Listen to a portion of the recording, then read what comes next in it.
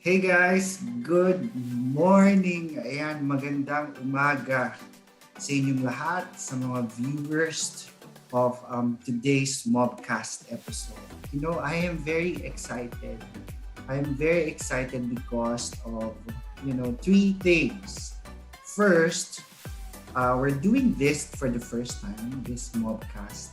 So, first time po namin gagawin at i-offer ang Mobcast episode or yung Mobcast na platform that's exclusive for all of you, our dear NQ sellers. Second, I'm excited because I'm gonna do what I love doing, and that is yung ganito, talking in front of you. Be able to educate yung mga NQ sellers natin. Ayan, sobrang natutuwa ako kapag nakaka-impart or nakakapag-share ako ng knowledge sa mga incubated sellers natin. And lastly, I'm excited because I will have a very special guest for today's episode. And I know all of you would like to meet her.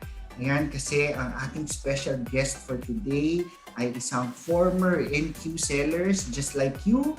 She's gone through the challenges, the problems, and the usual scenarios that a normal and a regular NQ sellers have to go through as well. So ikukwento niya po sa atin through this Mobcast kung ano yung mga pinagdaanan niya, kung ano yung mga learnings niya, and of course, yung kanyang words of encouragement para sa inyong mga sellers that are still going through the incubation program. So before we officially start our episode, I would like to, of course, introduce myself. I am Robby John from the Shopee University team.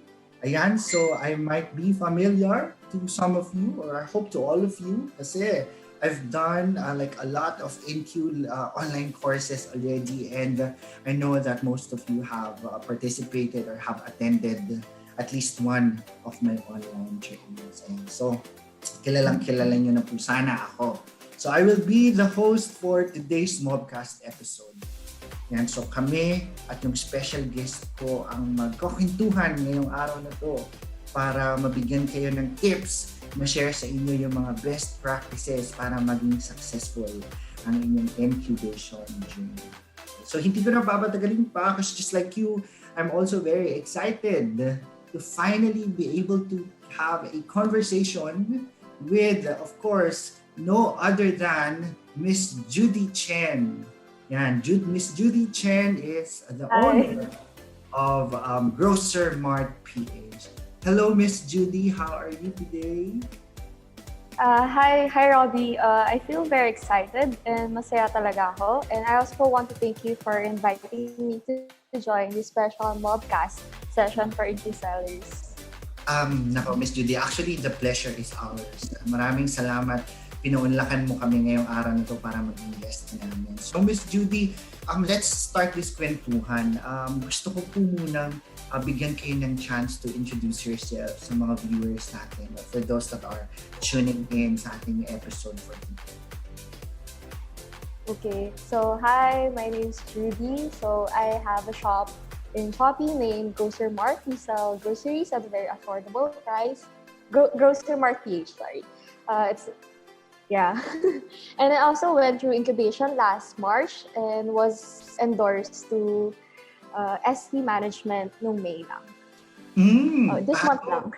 Wow, congratulations, ma'am. No? So bago. So you went you became part of the incubation program in March. And then ngayon lang, just recently you were endorsed. You're now officially a managed or a VIP priority seller. Wow, yes. Congratulations, Miss Judy. Nakakatuwa. Ayan. So na-excite yung mga viewers natin for today kasi they're gonna be learning from someone who have experienced lahat ng pinagdadaanan ng isang NQ seller. So, Miss Judy, let's start this kwentuhan. I'd like to ask lang, when and how did you start your selling journey with us, or with Shopee? Okay. So, I started selling in Shopee noong Feb 2021. So, at first, medyo stagnant, mahirap yung sales. And then, once I got into incubation program, things things became better, like really better. Oh, so bago pa lang din pala, Miss Judy. Last year lang. This year, This 2021. 2021, just this year. Oh, okay. So Yeah. 2021. Oh, what made you decide to finally, join Shopee and create your online store? I mean, through our platform. Okay, so I have some friends who joined Shopee, and then some of them were also part of the incubation program. They told me stories about it, and I thought to myself, why not try a new platform? Maybe it will help me earn more money aside from having a full-time job. So, meron kayong full-time job, and then Shopee, yung store ninyo, you were doing it part-time. Parang extra income. Oh, that's so Yes. nice. Okay, so it's possible pala talaga, Miss Judy, kahit part-time lang yung Shopee, tapos may full-time job ka, manageable. Yes, you just have to have good time management. Parang what I usually do after work, I check the orders, I check the Shopee Seller Center to see how my shop is progressing. And then I prepare all the orders at night, so it will be ready in the morning. Okay. So, NQ Sellers, narinig nyo That's how busy Miss Judy is right now. So, she's got a full-time job, and then what she does is she prepares the order daw sa gabi para pick up siya kinabukasan. That's a very good plan, no? Thank you for sharing that one. So, Miss Judy, how were you informed? Nung nag-incubate ka, or when you parang were invited to join the incubation, nung March, few months ago, did you get a phone call from us? How did you get sorry. So I got a phone call from my relationship manager. He told me about the incubation program, the benefits that I can have, and what requirements I need to be able to pass the program. So since I already heard stories about incubation program from my friends, I was really happy about being part of the incubation program. As in, it made my day. Siguro for a week, knowing na I will be part of the incubation program. Wow, nakakatuwa. So, I haven't experienced that one, and I hope I'll soon be able to experience it. Pero halata sa inyo, Miss Judy, no? So you became excited like for the whole week, no? Nung nalaman niyo na mag-join kayo ng incubation program. Okay, so Miss Judy, what was the challenging part? Nung nag-NQ na kayo, yes, of course, you just mentioned na you became very excited kasi finally, like I'm going to be part of the incubation. Parang I will have like, parang I'll be closer to my dream, diba? Of becoming like a managed seller. So, nung naging part na kayo ng NQ, what was the most challenging part? For me, sorry, napuputol ka na lagi. So, for me, the most challenging part of incubation program is with the couriers. So, since the shop was new, the riders didn't know where to pick up our items. It was really hard it will be way, so we will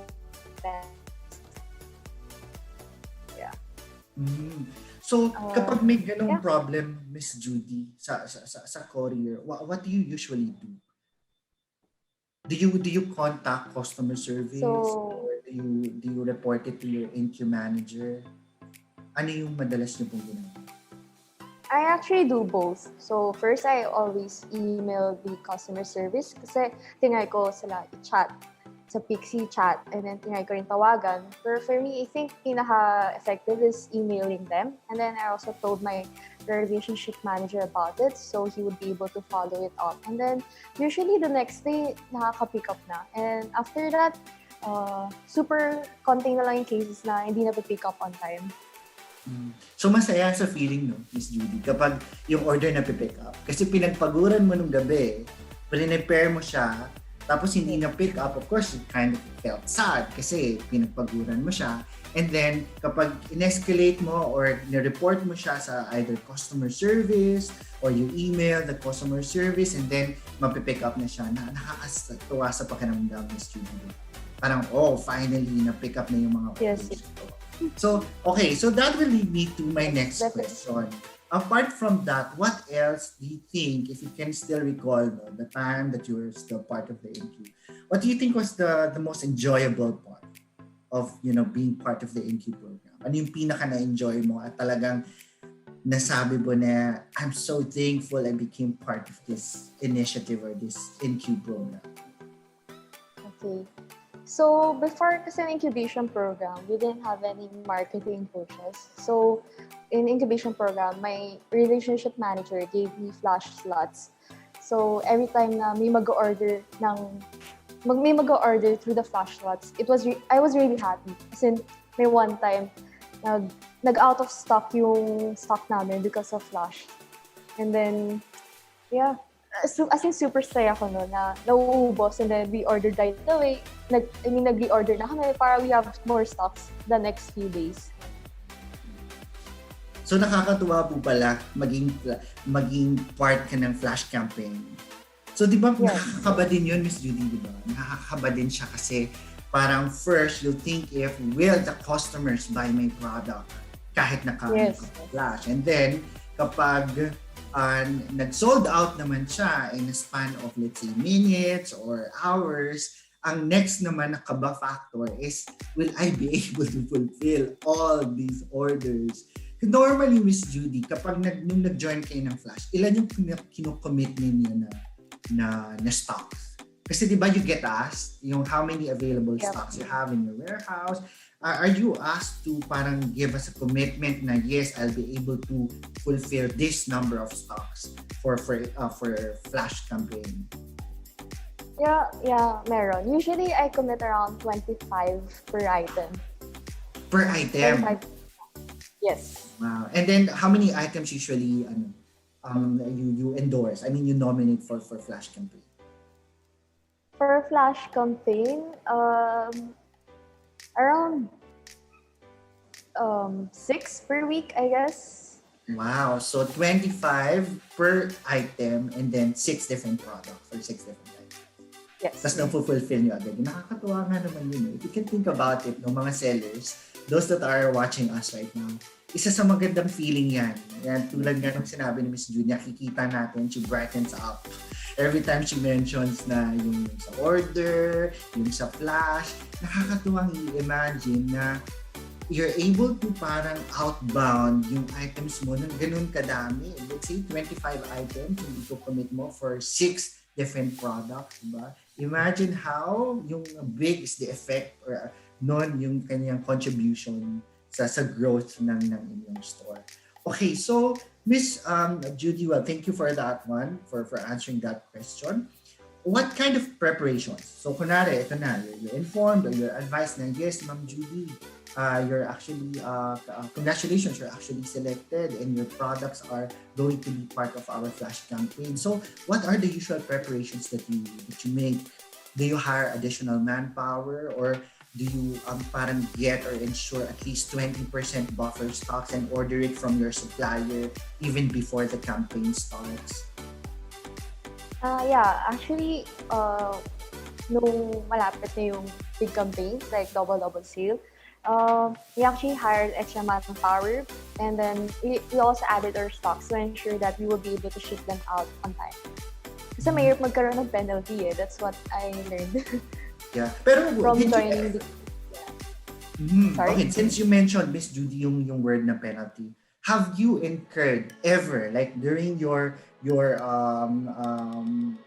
NQ journey, was there a time na even though it wasn't your fault, nag-incur ka ng penalty? Or was it pure clean record lang talaga? Meron. Nagkaroon ako ng penalty in late shipment kasi hindi na pick up on time ng courier. So I told my manager about it. He helped me appeal for it para mawala siya. And then from that then on, I started emailing the customer service na whenever failed pickup para maiwas yung pagkaroon ng penalty. So Miss Judy, if you know that it wasn't your fault, the pickup didn't happen and it wasn't your fault, so you were proactive in reporting the incident to your IM, to your account manager. Kasi Yes. para ma-appeal siya. Kasi it wasn't your fault, di ba? Yes. You prepared the orders. Yeah. Tapos, gulat ka na lang when you check account health, biglang boom, I see that I have incurred penalty point. I did prepare all the orders. So kapag ganun pala, ayan, so mga sellers, another tip from Miss Judy, again, we're taking it from the expert na you have to be proactive. If you see when one day when you wake up, you see that you have a penalty point showing or reflecting on your account health, please be proactive and report it to customer service right away or to your incubation with your account manager para ma-appeal. Kasi Yes, nung go first ahead. time na nangyari yun, nung first time na nangyari yun, sinabi ko sa manager ko, and that's what he advised me to do. And after that, things went pretty smoothly. So na-appeal siya because it wasn't your fault. That's why we had to send an appeal kasi kailangan natin patunayan na no, it's the courier who didn't actually pick up my orders. So the seller can't be punished for that. Okay. So Miss Judy, how do you keep track of your performance? Yan. So nung nagkaroon kayo ng penalty point, how did you learn about it? Was it because from time to time you would check business insights or you check account health, or was it because you got informed by your account manager? So usually I check it at least once a week para I know what's happening with my shop. Once a week. Well, yeah, I check self-centered. Kasi nasa lahat naman ng insights is on seller-centered. So I check it once a week. That's correct. And then yung performance, Miss Judy, diba, gets updated every Monday. So yung practice ninyo, that you ensure checking your performance, keeping eye on yung mga different criteria and then parameters ng performance ninyo every week or at least once a week. That's a good practice. Kasi lalo na if you're gonna do it on a Monday, kasi that's when we update yung performance ninyo from the previous weeks. Okay. Wow, that's really nice, Miss Judy. Then, so, eto na. Alam ko ang mga NQ sellers natin who are watching us right now and are already learning from what you've shared, excited silang marinig to sa inyo. Miss Judy, what was your biggest learning during the NQ program? Ano yung pinaka-matak sa inyo that actually changed your mindset and parang fueled your drive in, sige pa, okay na to, I started it already and I'm just gonna keep doing it. So ano yung biggest lesson? Okay.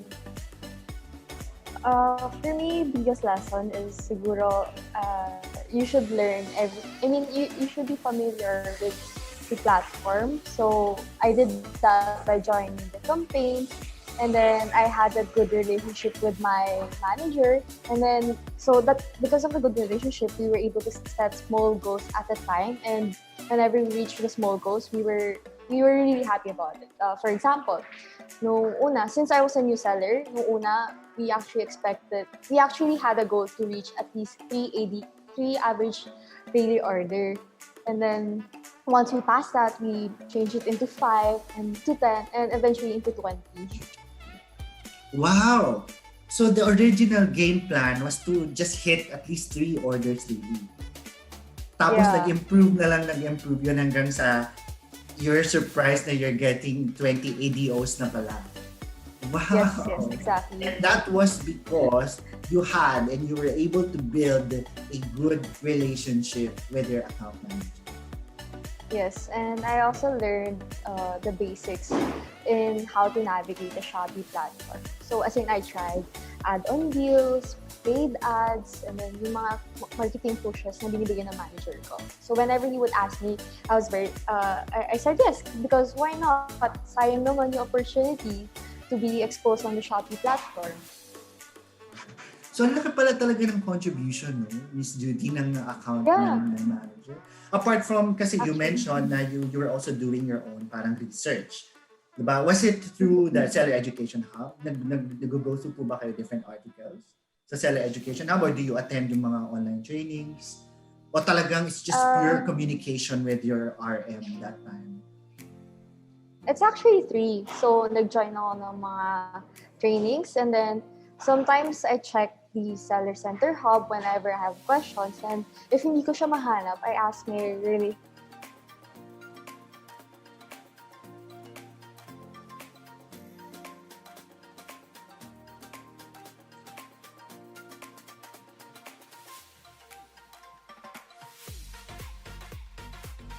Hello?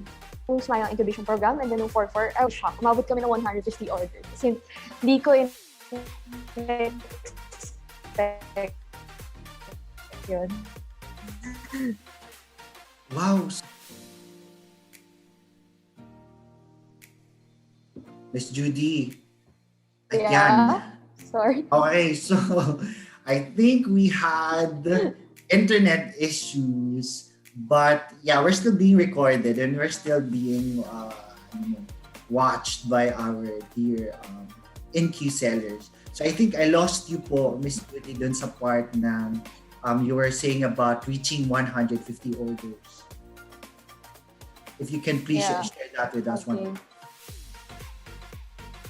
Okay, so di ko sure kung na-cut ba yun yung sinasabi ko. So before kasi na incubation program, we only had 3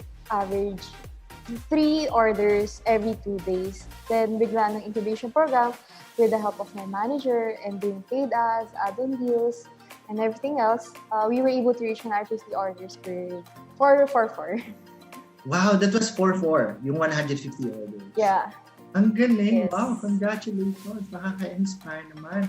If you can imagine that to our viewers right now. So from having just 3 average daily orders to reaching 150 orders nung 4-4, that's a big success.